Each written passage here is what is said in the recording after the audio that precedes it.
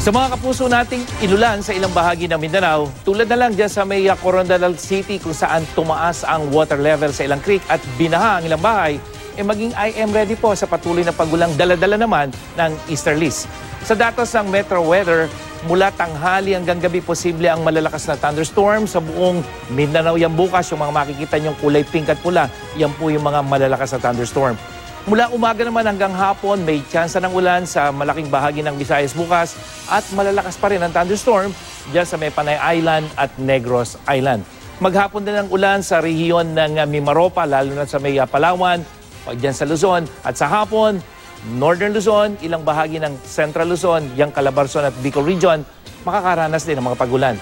Sa Metro Manila, asahan din ang thunderstorm bukas naman na hapon hanggang sa gabi, pero papalo pa rin sa 39 degrees Celsius ang damang init. Halos sing init yan ang naitalang 40.3 degrees Celsius kaninang alauna yan ng hapon dyan sa may Science Garden sa Quezon City. Mas matindi naman mga kapuso ang init factor dyan sa Cabanatuan at Cotabato bukas dahil posibleng umabot sa 44 degrees Celsius.